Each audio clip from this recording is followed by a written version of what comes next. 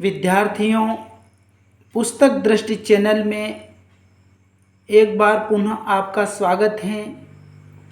आइए आज हम कक्षा 10 हिंदी के क्षितिज भाग 2 के पाठ 1 अध्याय 1 पद के कंटेंट को लेकर उपस्थित हुए हैं।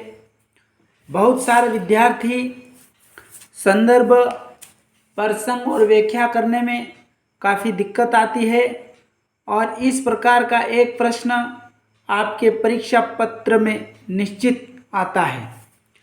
आपके परीक्षा प्रश्न पत्र में इस प्रकार का प्रश्न अवश्य आता है और इसे किस प्रकार हल किया जाएगा यह आपको अच्छी तरह से समझाया जाएगा।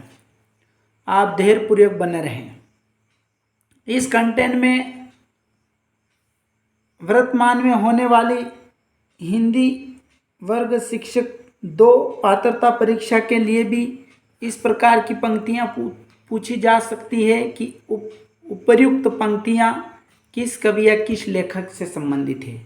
ऐसे अभ्यर्थी भी इसे सुनने का प्रयास करें। पद: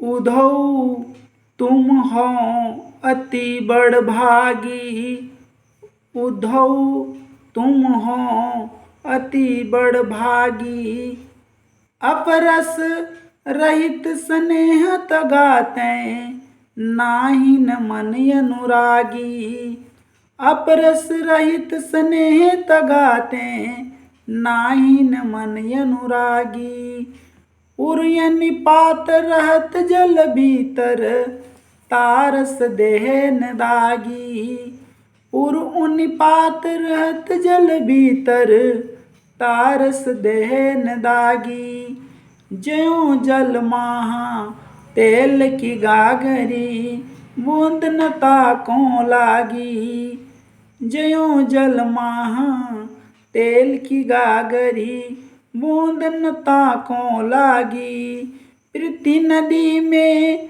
पाउन बरियो दृष्टि न रूप परागी, प्रीति नदी में पाउन बरियो दृष्टि न रूप परागी, सूरदास अबला हम भोरी गुर चाटी जो पागी, सूरदास अबला हम भोरी गुर चाटी जो पागी। यह पद 1 है। इसके कवि सूरदास जी है। हम इसका भावार्थ समझने का प्रयास करेंगे। अति का मतलब होता है बहुत, अति बड़भागी, भाग्यवान। बड़भागी का अर्थ है भाग्यवान।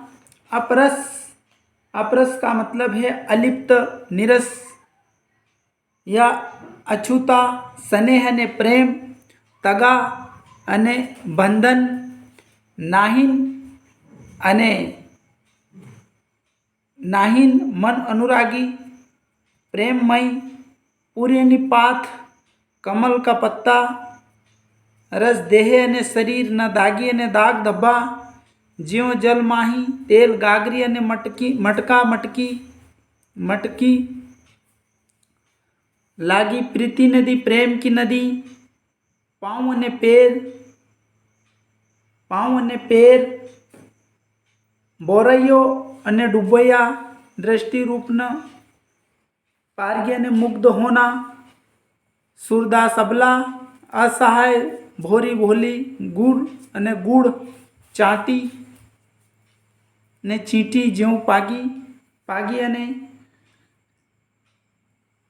मुग्ध होना, चींटियाँ जिस प्रकार मुग्ध होती है। अब हम इसका भावार्थ समझने का प्रयास करेंगे।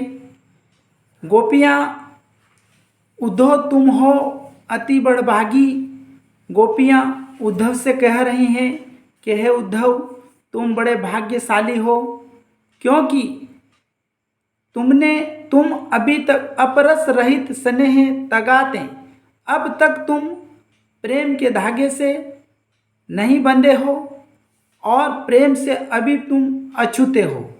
कृष्ण के पास रहते हुए भी तुम प्रेम के बंधन में नहीं बंधे हो और अभी तक तुम अछूते हो, और नहीं तुम्हारा मन नाहिन मन अनुरागी, और न ही तुम्हारा मन प्रेममय हुआ है, प्रेममय नहीं हुआ है। पूर्व उन्नी पात रहत जल भीतर, पूर्वनी ने जैसे कमल के पत्ते जल के भीतर रहते हैं, तारस देह ने धागी, जैसे कमल के पत्ते जल के भीतर रहते हैं, फिर भी उनके ऊपर पानी की एक बूंद देह न धागी, पानी की एक बूंद भी उनके शरीर पर नहीं लगती है। उसी प्रकार तुम्हारा मन है, या उसी प्रकार तुम हो जो कि अभी तक कृष्ण के प्रेम से अछूते हो। ज्यों जल महा तेल की गागरी, जिस प्रकार जल के भीतर तेल लगी हुई मटकी अगर हैं बूंद न ताको लागी, तो उसके ऊपर कोई भी पानी की बूंद नहीं टिकती है। उसी प्रकार तुम भी प्रेम से अछूते हो। प्रीति नदी में पाँव न भरियो, उद्धव से गोपियाँ कह रही है कि प्रेम रूपी नदी में तुमने अभी तक पैर नहीं रखा है। दृष्टि न रूप पारगी, और तुम्हारी नज़र उस रूप को, कृष्ण के उस रूप के ऊपर मुग्ध नहीं हो पाई है। सूरदास जी गोपियों के माध्यम से कहते हैं कि हम अबला असहाय हैं, हम बोले हैं गुर चाटी जो पागी, लेकिन हम कृष्ण के प्रेम में इस प्रकार बंधी हुई हैं, कृष्ण के प्रेम में इस प्रकार प्रेममयी हैं, जैसे चिटियाँ गुड़ के लिए हमेशा लिपटी हुई रहती है। उसी प्रकार हमारा मन कृष्ण के प्रति प्रेममय होकर अनुराग रूप से लिपटे हुए हैं। इस प्रकार हमें ये व्याख्या या फिर भावार्थ का हमने वर्णन किया है। इससे हम आपकी सुविधा की दृष्टि से अगर परीक्षा में आ जाता है तो इससे हम किस प्रकार से हल करेंगे यह आपको एक बताने का प्रयास करेंगे। आप इसमें धैर्यपूर्वक बने रहें। सर्वप्रथम चीज आती है संदर्भ।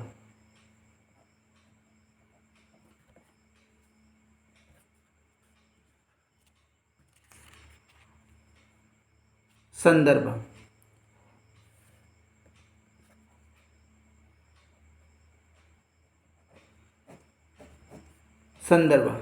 संदर्भ में आपको भ्रमित होने की आवश्यकता नहीं है।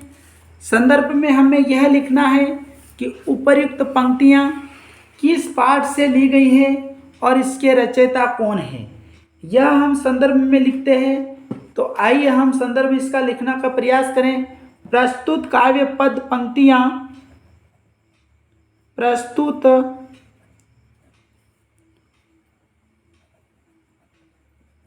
काव्य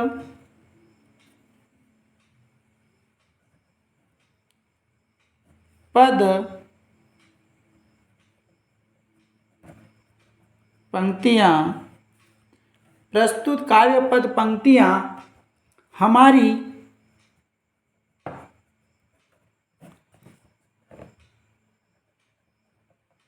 पाठ्य पुस्तक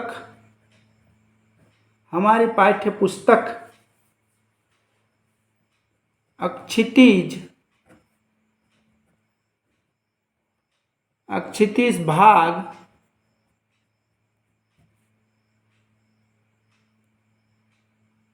2 से ली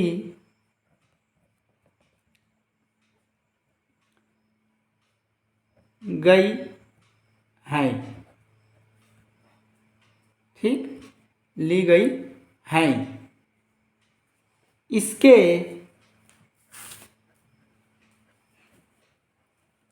रचयिता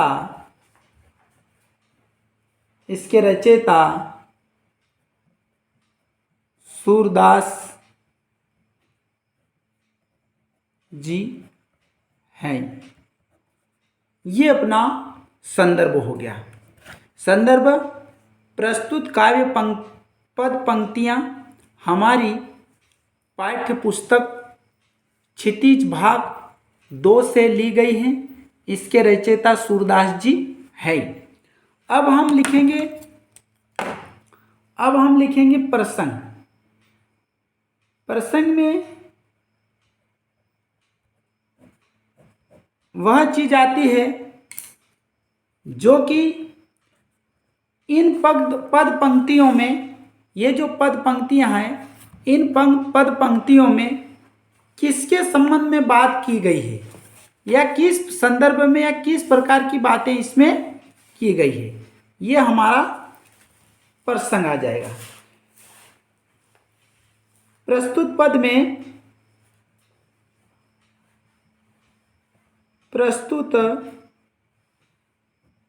पद में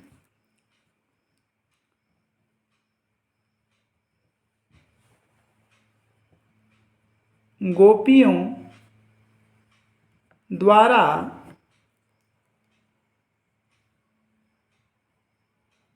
उद्धव के लिए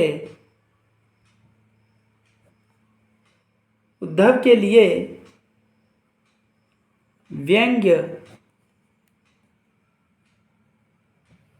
किया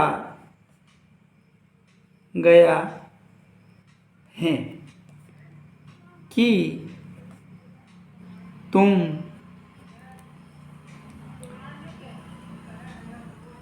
कृष्ण के पास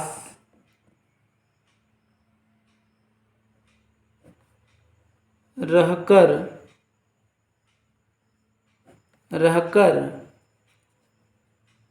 भी उसके प्रेम से अछूते हो। यह हमारा प्रसंग हो गया। अब हम इसका भावार्थ या व्याख्या करने का प्रयास करेंगे। उधो तुम अति बड़भागी। व्याख्या या भावार्थ कि गोपियां उधो तुम हो अति बड़भागी। गोपियां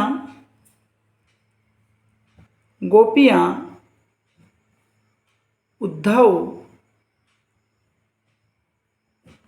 से कहती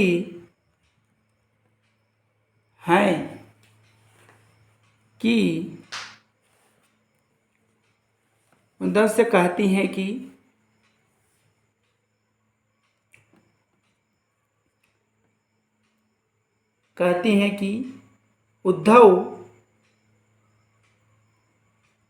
उद्धव तुम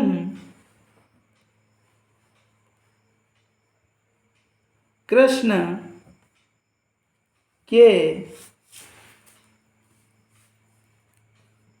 गोपियां उद्धव से कहती है कि उद्धव तुम कृष्ण के पास रहकर भी उसके प्रेम से अछूते हो अर्थात भाग्यशाली हो।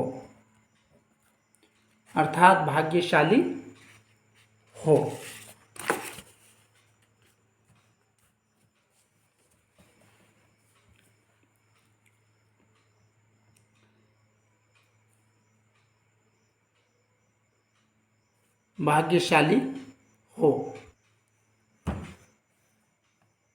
अपरस रहित स्नेह तगा ते अहिन मन अनुरागी। अर्थात तुम कृष्ण के प्रेम से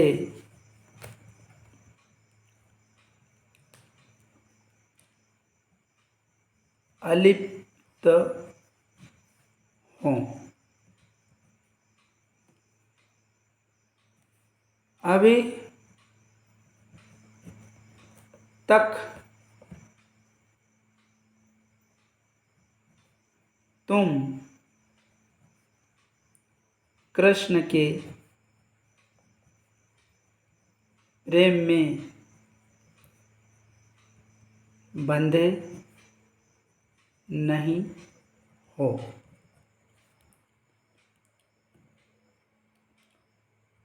तुम्हारा मन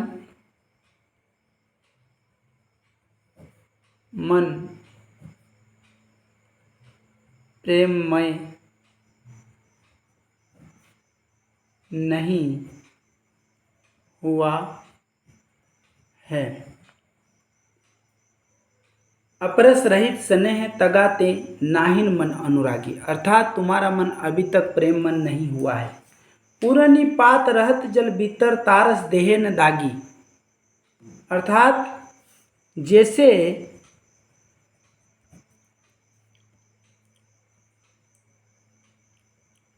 कमल के पत्ते जल के भीतर रहते हुए भी जल की बूंदों से नहीं भीगते हैं, उसी प्रकार तुम हो।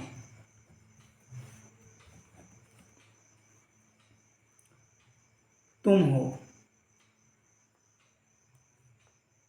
ज्यों जलमाही तेल की गागरी बूंद न ताको लागी, जिस प्रकार तेल की मटकी जल के भीतर होने पर भी उसके ऊपर एक एक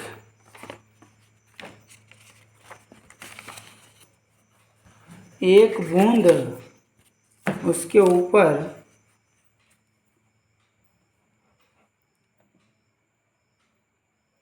एक बूंद भी नहीं टिकती।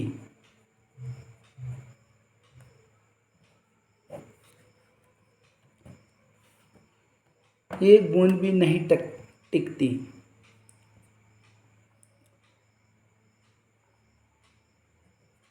उद्धव, प्रीति नदी में पाँव न बोरियो, दृष्टि न रूप परागी।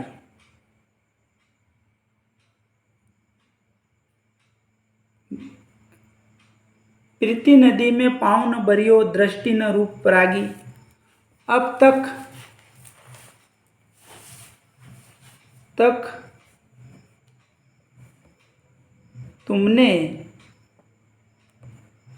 तुमने प्रेम की नदी में पैर नहीं रखा है और न ही तुम्हारा मन कृष्ण के रूप पर तुम्हारी नजर नहीं गई और अब तक तुम प्रेम में पराग यानी मुग्ध नहीं हुए हो। सूरदास अबला हम बोरी गुर चाटी ज्यों पागी। सूरदास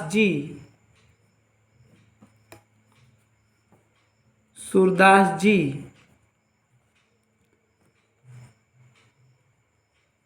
गोपियों के माध्यम से कहते हैं कि सूरदास जी गोपियों के माध्यम से कहते हैं कि हम अबला हैं, हम भोली हैं,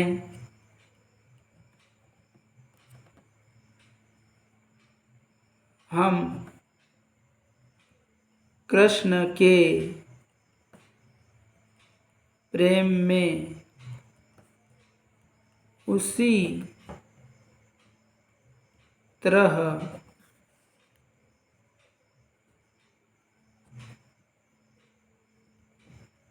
लिपटी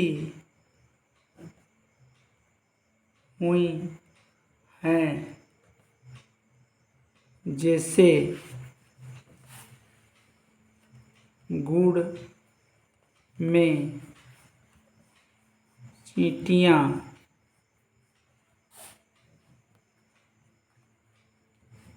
लिपटी रहती हैं, जैसे गुड़ में चींटियाँ लिपटी रहती हैं।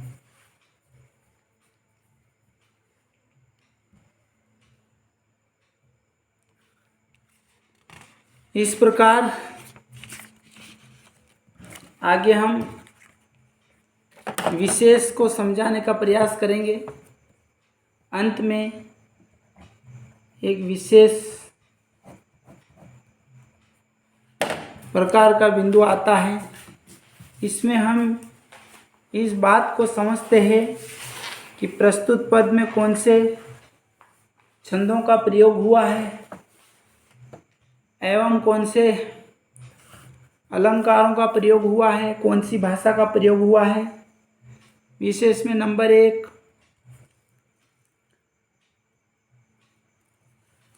कृष्ण के प्रेम में उद्धव के अछूते रहते हुए गोपियों ने व्यंग्य किया है कि तुम बड़े भाग्यशाली हो। नंबर 2 इस पद में रूपक दृष्टांत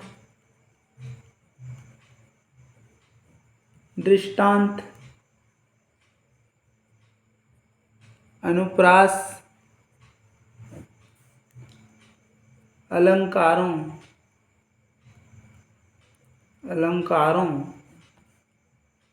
का प्रयोग हुआ है।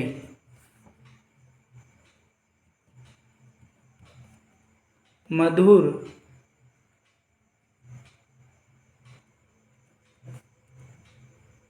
ब्रिज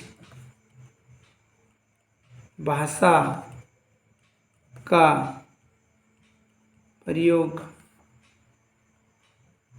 किया गया है। इस प्रकार का पद की संदर्भ सहित व्याख्या आपकी परीक्षाओं में अवश्य आती है। जब तक आप इस कंटेंट को इस प्रकार नहीं समझ सकते हैं तब तक आप संदर्भ प्रसंग सहित व्याख्या नहीं कर सकते। इसलिए इस कंटेंट को इस बार हमने इस प्रकार लाने का प्रयास किया है। यह कक्षा 10 के विद्यार्थियों के लिए बड़ा उपयोगी है, साथ ही विभिन्न प्रतियोगिता परीक्षाओं की तैयारी करने वाले विद्यार्थियों के लिए भी महत्वपूर्ण है। हम आशा करते हैं कि आपने बड़े धैर्यपूर्वक सुना होगा और आप सुनेंगे। धन्यवाद।